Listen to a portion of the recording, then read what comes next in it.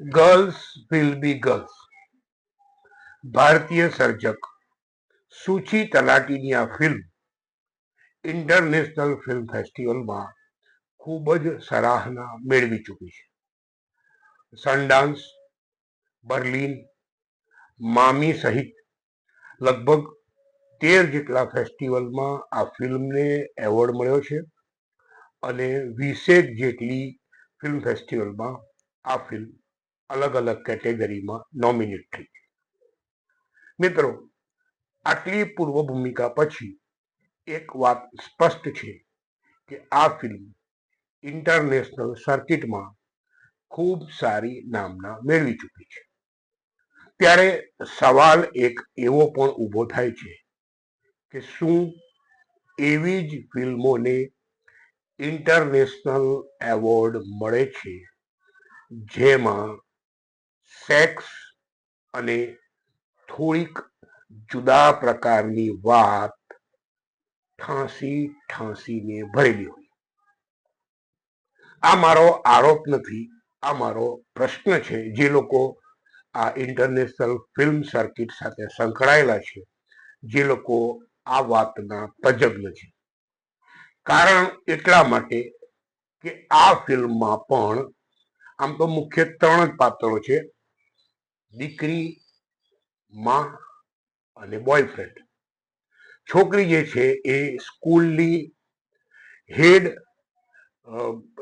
જેને આપણે મોનિટર કહીએ, કે જે આખી ક્લાસનું અને શાળાના એનું સંચાલન કરે, એને અંગ્રેજીમાં હેડ પ્રિફેક્ટ કહેવાય. તો આ છોકરી હેડ પ્રિફેક્ટ છે, ખૂબ પંક્ચ્યુઅલ છે, ભણવામાં ખૂબ જ હોશિયાર છે અને ડિસિપ્લિન્ડ છોકરી છે. એના જીવનમાં સ્કૂલનો એક છોકરો આવે અને પછી જે ઘટનાક્રમ સર્જાય એની આ ફિલ્મ. સેક્સની વાત એટલે કરવી પડી કે અંગ્રેજી ફિલ્મોમાં અને હવે તો ભારતીય ફિલ્મોમાં પણ લિપ કિસના સીન બહુ નોર્મલ થઈ ગયા છે. પરંતુ અહીંયા એનાથી આગળ જવાય. બંને મેલ અને ફિમેલ પાત્રો એકબીજાના, જેને સેક્સ્યુઅલ જનાનંગ કહેવાય, એના સ્પર્શનો આનંદ માણે, શારીરિક સંબંધનો આનંદ માણે અને એને સાયન્ટિફિકલી કહેવાનો પ્રયત્ન કરાયો. પરંતુ ઘણી જગ્યાએ એવું લાગે કે આ પ્રકારના જે દ્રશ્યો છે એ મૂળ વાતને કહેવા કરતા સેક્સ્યુઆલિટીને એક્સપ્લોર કરવા અથવા એક્સપોઝ કરવા માટે કરાયા હોય એવો મને આભાસ થયો. અહીં મને એક ગુજરાતી ફિલ્મ પણ યાદ આવી, 21મું ટિફિન. એમાં પણ માં, દીકરી અને ત્રીજો પુરુષ એની જ વાત હતી. બંનેની સ્ટોરી લાઈનમાં એક વાત સમાનતા આવે કે જે છોકરો માને ગમવા લાગ્યો છે એ અહીં છોકરીને પણ ગમવા લાગ્યો છે. જ્યારે એ વાત ગુજરાતી ફિલ્મ 21મું ટિફિનમાં હતી. એનું આખું સ્ટોરી ટેલિંગ બહુ જુદું હતું, કારણ કે એમાં મૂળ તો જમવાના ની વાત હતી કે ટિફિન કેવી રીતે, ટિફિન સર્વિસની વાત હતી. અને એમ કરતા કરતા પેલો છોકરો ઘેર જમવા આવે અને મા ને દીકરીના એના પ્રત્યેના આકર્ષણની વાત હતી. અહીં આખી વાત જુદી છે, પરંતુ અંડર કરંટમાં આ એક કન્ટેન્ટ, આ એક મુદ્દો બે ફિલ્મને સમાંતરે જોડે છે. ગર્લ વિલ બી ગર્લમાં છોકરી કે જેનું પાત્ર ભજ્યું છે પ્રીતિ પાણીગ્રહીએ, અને માં એટલે કની ખુશ્રુતિ, જે આધુનિક સ્મિતા પાટીલ ની જેવી દેખાય અને એના જેવા જેણે ઘણા સારા રોલ કર્યા છે. તો એ પણ પેલા છોકરા પ્રત્યે આકર્ષાય એવું સ્પષ્ટ દેખાય છે.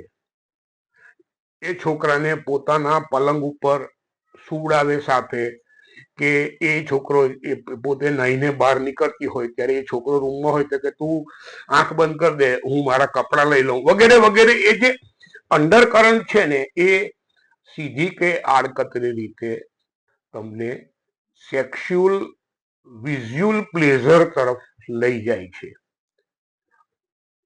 સેક્સ હોય એમાં કઈ તકલીફ નથી, કારણ કે ભરત મુનિએ પણ જે 9 રસની વાત કરી છે એમાં બીભત્સ રસ છે જ, પરંતુ બીભત્સ રસનો વિનિયોગ કેવી રીતે કરવો જોઈએ એ પણ બહુ અગત્યનું છે. બિનજરૂરી રીતે જ્યારે એને ઉપયોગમાં લેવાય ત્યારે એ ભદ્દો લાગે છે.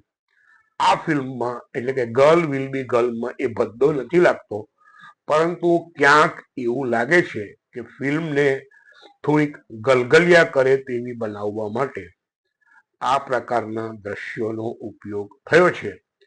ઘણીવાર એવું પણ લાગે કે શૃંગારને બીભત્સમાં કન્વર્ટ કરવાનો પ્રયત્ન કર્યો છે.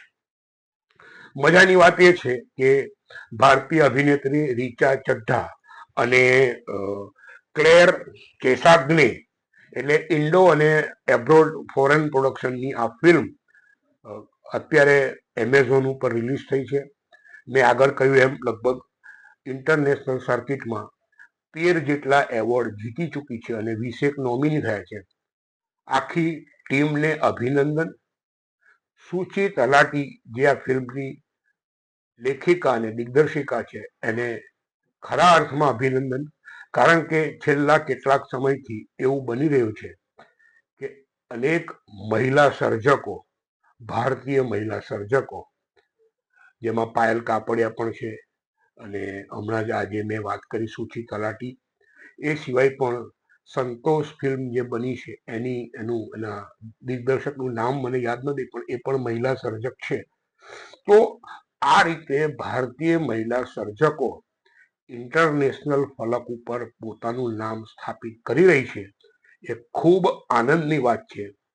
સાથે સાથે આ જે મેં મુદ્દો રજૂ કર્યો એ અંગે આપનો શું મત છે એ જરૂર જણાવજો. વાત પૂરી કરતા પહેલા એકવાર જરૂર કહીશ કે ગર્લ વિલ બી ગર્લ જેમને જુદા પ્રકારની હિન્દી અથવા અંગ્રેજી ફિલ્મ જોવામાં રસ હોય તો તમને આ ફિલ્મ ગમશે, પરંતુ તમે જે નોર્મલ મનોરંજન પુષ્પા ટાઈપની ફિલ્મો જોવા ટેવાયેલા હોવ તો તમને આ ફિલ્મ બોર કરી શકે છે.